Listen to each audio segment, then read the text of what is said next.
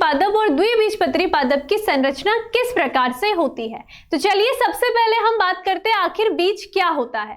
आपने देखा होगा कि आपने जो भी फल खाए होंगे उनके अंदर आपको एक छोटी सी संरचना नजर आती है, उस संरचना को हम बीज कहते हैं। आखिर इस बीज का निर्माण किस तरीके से होता है इसके बारे में जानते हैं। सबसे पहले अगर हम बात करते हैं पुष्प की मादा जननांग संरचना के बारे में, तो वो 3 भागों से मिलकर बनी होती है। सबसे ऊपरी भाग जो होगा ये कहलाता है वर्तिकाग्र, उसके पश्चात ये भाग होता है वर्तिकाका, और सबसे नीचा वाला भाग होता है, ये जो भाग होगा ये कहलाता है अंडाशय। और इसके अंदर ही एक और संरचना प्रेजेंट होती है जिस संरचना को हम कहते हैं बीजांड, जो कि अलग अलग पुष्पों में अलग अलग जो भी आवर्तबीजी पुष्प होंगे उनमें अलग अलग प्रकार के होते हैं। अब जब भी आवर्तबीजी पादपों में निषेचन की क्रिया होती है तो इसका जो अंडाशय वाला भाग होगा ये आगे चल करके फल का निर्माण करता है, और उसके पश्चात अगर हम बात करते हैं इसका जो बीजांड वाला भाग होता है ये क्या करता है, बीज का निर्माण करता है। तो हम ये कह सकते हैं कि यहाँ पर जो बीज संरचना है वो एक परिपक्व बीजांड की संरचना होती है, और इसके बाहर जो अंडाशय होता है वो क्या होगा, एक परिपक्व फल होता है। तो इस तरीके से एक बीज के निर्माण की क्रिया होती है।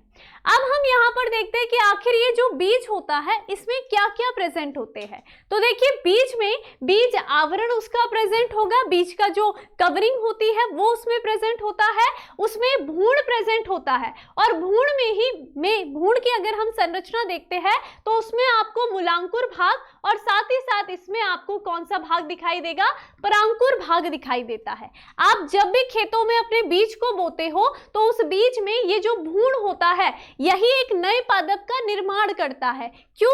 क्योंकि इस भ्रूण में मूलांकुर और आपके परांकुर भाग की संरचना होती है। ये मूलांकुर भाग जो होगा ये आगे चल करके मूल यानी कि जड़ का निर्माण करता है, और परांकुर भाग की अगर हम बात करते हैं तो ये उसके पादप के तने का निर्माण करता है। तो इस तरीके से एक बीज में आपको बीज आवरण भ्रूण नजर आता है। साथ ही साथ भ्रूण को घेरे हुई जो संरचना होती है उस संरचना को हम कहते हैं बीज पत्र। अब जब हम एक बीज पत्र की बात करते हैं यानी कि एक बीज पत्री बीज की बात करेंगे तो इसका मतलब है उस बीज में केवल और केवल एक बीज पत्र उपस्थित होगा, और जब भी हम 2 बीज पत्री बीज की बात करते हैं तो इसका मतलब उसकी संरचना में क्या होंगे, 2 बीज पत्र होंगे, बाकी सारे के सारे आवरण दोनों में समान रूप से होते हैं।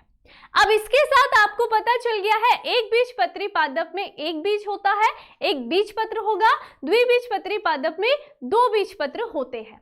अब इनकी संरचना के माध्यम से हम इसको और डिटेल में समझते हैं। तो सबसे पहले हम बात करेंगे द्विबीजपत्री बीज के बारे में। तो देखिए द्विबीजपत्री बीज की जब मैं बात करती हूं तो इसका जो सबसे बाहरी आवरण होता है उसे हम कहते हैं बीज आवरण, और इस आवरण की भी 2 सतहें होती है, इसे हम कहते हैं बीजचोल, और जो अंदर स्थित होती है उस भाग को हम कहते हैं टैगमैन। अगर हम द्विबीजपत्री बीज की संरचना को देखेंगे तो आपको कुछ इस तरीके से संरचना नजर आएगी। अभी अगर हम देखते हैं कि यहाँ पर हम बीज आवरण के ठीक अंदर की संरचना देखेंगे, बीज आवरण के ठीक अंदर पर एक नाभिक रूपी संरचना प्रेजेंट होती है। आपने देखा होगा, अगर आप इमेजिन कर सकते हो अपने दिमाग में कि एक चने के अगर आप एक बीज को देखते हो तो चने का आपने देखा होगा जब भी आप चने को ऐसे खोलते हो तो जो खोलने के पश्चात आपको एक छोटी छिद्रनुमा संरचना दिखती है, वो भाग होता है नाभिक। अब ये जो नाभिक होता है ये वो संरचना होती है जो कि इस बीज को फल से जोड़े रखती है। जैसे कि हमने कई सारे अपने फलों को अंदर देखा होगा बीज प्रेजेंट है, तो वो फल में इस नाभिक की संरचना के द्वारा ही जुड़े हुए होते हैं। इस नाभिक के ठीक ऊपर बीजांड द्वार प्रेजेंट होता है, ठीक है। और इस तरीके से यहाँ पर आपने बीज आवरण के अंदर की संरचना को देखा। अब अगर द्विबीजपत्री पादप की मैं आपको बीज की संरचना दिखाती हूँ तो इस तरीके से इसमें क्या होंगी, ये जो संरचना होती है ये संरचना इसके भ्रूण की संरचना होती है, जिसको आप इस तरीके से यहाँ पर बहुत अच्छे से देख सकते हो कि ये द्विबीजपत्री पादप का भ्रूण होता है। इस भ्रूण को घेरे हुए यहाँ पर इस तरीके से एक बीजपत्र ये और दूसरा बीजपत्र ये होता है। ये एक बीजपत्र और ये दूसरा बीजपत्र है ना। आप चने या मटर को अगर ऐसे तोड़ते हो तो वो दो भागों में टूट जाते हैं, तो आपने जो वो खाने योग्य भाग को विभाजित किया है वो उसका बीजपत्र होता है।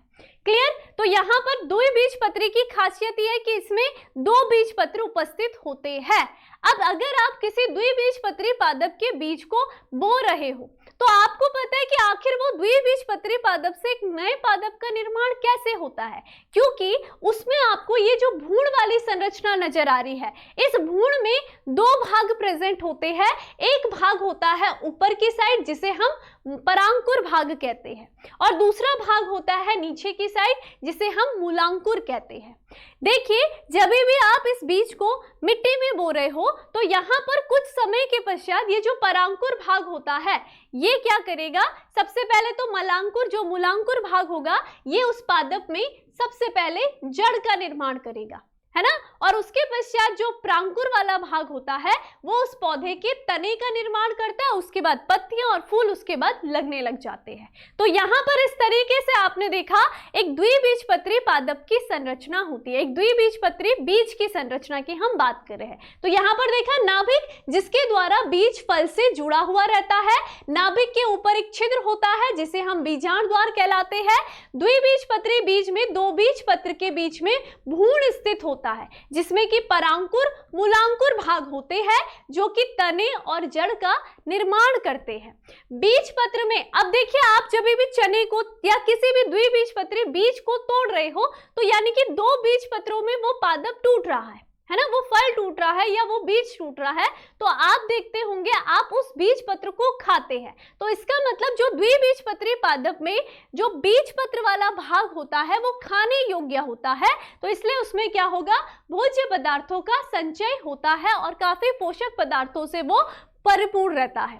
जैसे कि एग्जाम्पल में हम चने की बात कर रहे हैं, सेम या मटर के बीज की बात करते हैं।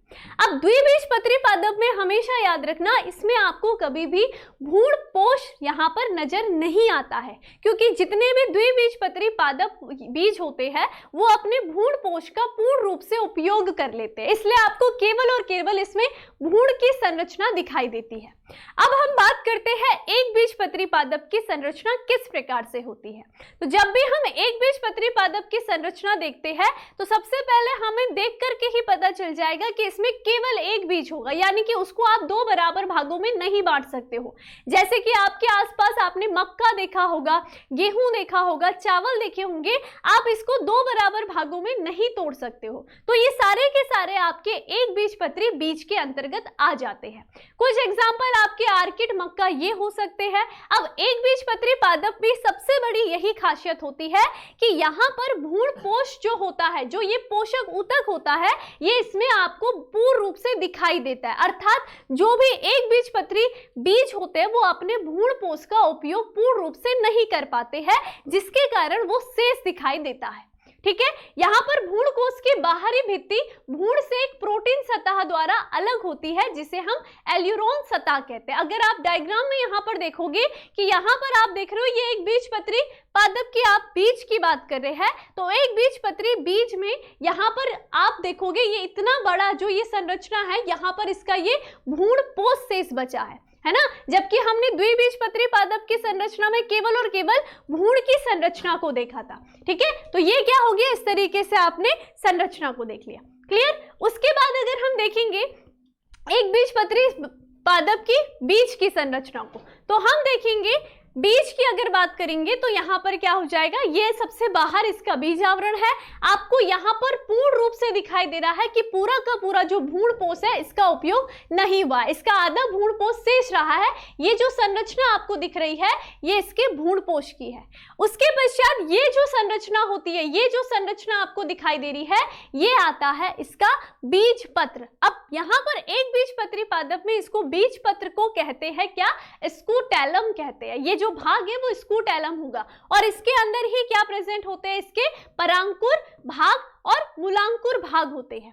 परांकुर भाग के ऊपर एक आवरण प्रेजेंट होता है जिसे हम परांकुर चोल कहते हैं, और मूलांकुर भाग के ऊपर एक आवरण प्रेजेंट होता है जिसे हम मूलांकुर चोल कहते हैं। और इस तरीके से आपकी एक बीजपत्री बीज की संरचना होती है। जैसे कि अगर हम यहाँ पर डायग्राम भी बनाते हैं तो इस तरीके से आप इसको बना सकते हो। कैसे? हमने देखा ये एक बीजपत्री है, ठीक है, ये एक बीजपत्री का भ्रूण पोष है, भ्रूण पोष है, ये जो कि शेष भाग है, ठीक है। उसके पश्चात ये जो भाग है ये इसका क्या है?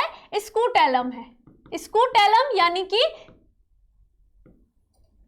स्कूटेलम, ठीक है। स्कूटेलम यानी कि उसका कौन सा भाग है? बीज पत्र वाला भाग है। इस भाग में क्या यहाँ पर हमने कहा, यहाँ पर क्या है? परांकुर भाग है, ठीक है, और यहाँ पर होगा मूलांकुर भाग, ठीक है। साथ ही साथ मूलांकुर के ऊपर कौन सा है? मूलांकुर चोल, ठीक है। यहाँ पर क्या है? मूलांकुर चोल आवरण, चोल मतलब क्या होगा? आवरण हो जाएगा। और परांकुर के ऊपर क्या प्रेजेंट होता है? इसकी रक्षा के लिए परांकुर चोल प्रेजेंट होता है। तो इस तरीके से एक बीजपत्री पादप में आपको केवल एक बीजपत्र नजर आता है। अब अगर हम इन दोनों को एक साथ डिफरेंस करें इन दोनों के मध्य में, तो आपको द्विबीजपत्री की संरचना में जब आपने देखा तो यहां पर आपने क्या देखा? ये आपका भ्रूणपोष है, ये भ्रूणपोष है, सॉरी भ्रूण है आपका, ठीक है। ये क्या है? बीज का भ्रूण है, ठीक है। और ये क्या है? इसके बीजपत्र है। ये क्या है? संख्या में 2 बीजपत्र है, ठीक है। इस तरीके से ये आपका द्विबीजपत्री बीज की संरचना हो गई।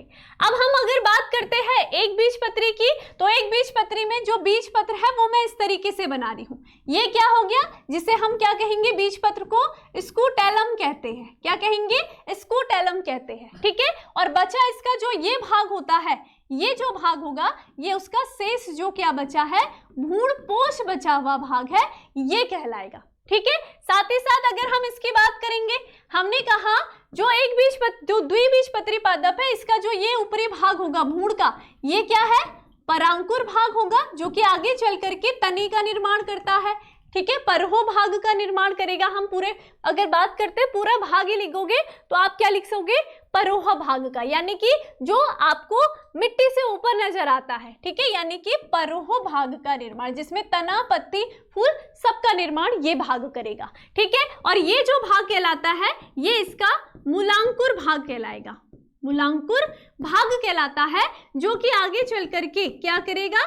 जड़ का निर्माण करेगा। तो ये हो गई आपके द्विबीजपत्री पादप की संरचना, द्विबीजपत्री बीज, सॉरी पादप नहीं, बीज की संरचना हो गई, ठीक है। और यहां पर अगर हम बात करते हैं एक बीजपत्री की, एक बीजपत्री बीज की बात करते हैं, तो अगर हम इसकी बात करेंगे तो यहाँ पर क्या है? आपने देखा कि भ्रूणपोष शेष बचा हुआ है, स्कूटेलम, यानी कि उसका बीजपत्र को हम स्कूटेलम कहते हैं। और इसमें क्या दिखाई दे रहा है?